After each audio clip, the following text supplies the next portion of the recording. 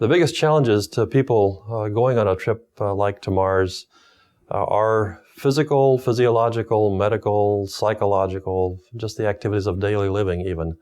The major issues that we're concerned about, of course, are bone loss and the psychological aspects of confinement in a small vehicle with 5 others of your closest personal friends for 2.5 years, or the medical care for people in space flight, as well as the fact that you're going to be exposed to deep space radiation for far longer than anybody or anything has in the past.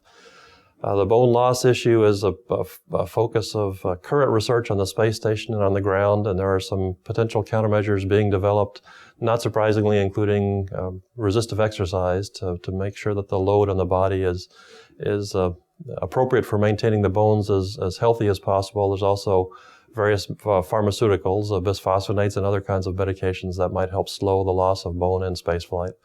The psychological aspects of long-duration flight are being studied on the ground as well as in space, on the ground in analog environments like underwater or in Arctic stations or Antarctic stations, and as well as in laboratories, universities around the country and around the world.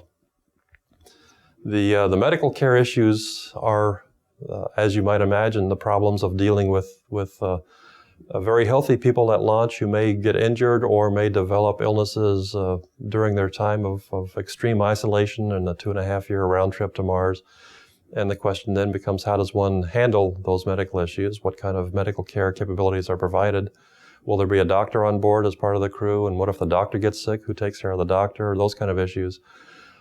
As well as how do we keep those skills fresh and available when in fact we have picked the healthiest people we can find and kept them carefully quarantined and highly trained before we launch them to Mars.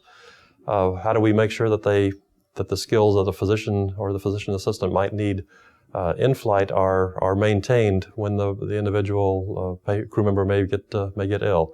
So there's questions of just-in-time training and consultation with the Earth, and of course the Earth is up to 20 minutes away by radio at the extreme portions of the mission. So clearly there's going to be a lot of capability on board that's going to be required to keep the crew members healthy and happy for the long duration flights, in addition to the activities of maintaining fitness and psychological health and so forth.